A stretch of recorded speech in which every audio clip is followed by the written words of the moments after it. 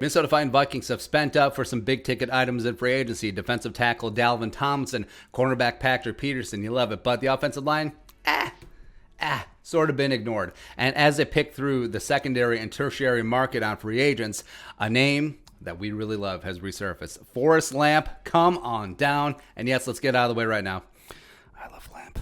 Chris Thomas of Pioneer Press tweeting out, source said the Vikings are one of the teams that free agent guard Forrest Lamp is looking at. Lamp started all 16 games last season for the Los Angeles Chargers. And yes, the Vikings indeed do need at least one guard, maybe two, if Ezra Cleveland moves to left tackle.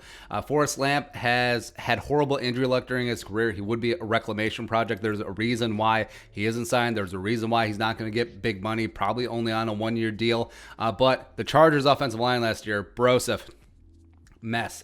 God awful. There's a reason why they got rid of Trey Turner. There's a reason why they got rid of Dan Feeney. They're punting everyone. Sam Tevy needs to go as well. But a change of scenery may help him pan out on some of that second round potential. So let's talk about him today. Background. 27 years young, 6'4", 310. Started 51 games for the Western Kentucky Hilltoppers at left tackle. Senior season 2016. Posted a 92.1 PFF grade. Only 4 pressures and 0 goose egg, D'Angelo Russell sacks allowed on 415 pass blocking reps. Crushed it at the Senior Bowl. Nailed it. Destroyed the combine. Physical freak in the 40, broad jump agility drills, as well as the bench. Ended up going to the Chargers just outside the first round at number 38 overall. 3 spots ahead of Dalvin Cook. And I fully admit, I loved him, man. I was all in 2017. If the Vikings didn't get Dalvin, if he had gone before, or if Forrest Lamp had fell to 41, bring it on in. Same thing with Ethan Posich, by the way.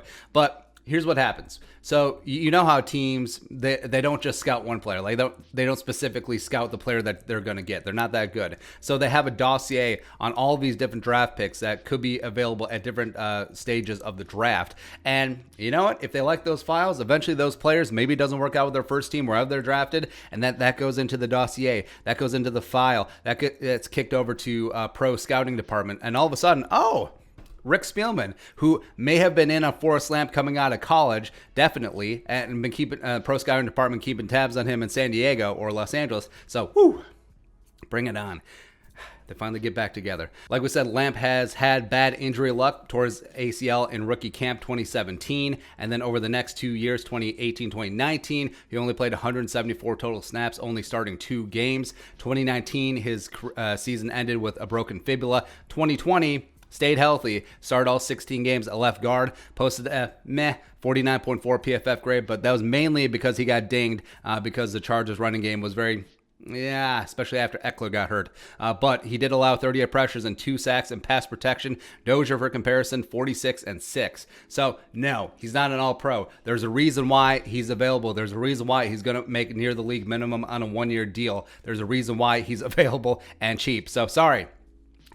And even though the cap is a myth, there's only so much pie to go around. Dalvin Tomlinson took up a lot of the pie.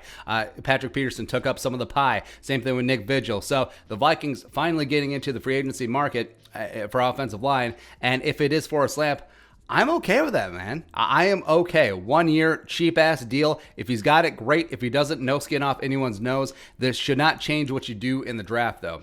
But if going into the draft, your offensive line left to right is Ezra, Lamp, Bradbury, Udo, or Kyle Big Hinton, and then Brian O'Neill, you're okay with that. You're okay. You don't have to force a pick. It doesn't have to be necessarily AVT at 14, or you don't have to force interior offensive linemen early. Let the board play out. And this is a very talented offensive line class all along, especially on that interior offensive line day 2 and day 3. So the Vikings, with their 12 freaking picks, should and could be able to continue to improve this offensive line. And I think having Lamp in the building as just whether it's a stopgap, whether that he's eventually going to produce and become that full-time starter for the Vikings, pan out on that potential, sure. But I think that if he can stay healthy, a change of scenery might do him good, and he would be a phenomenal third-wave free agency signing, and it just makes you feel that much better. And if the Vikings get offensive linemen, they just check that box, and then they address 3-tech and cornerback and linebacker and potentially safety as well.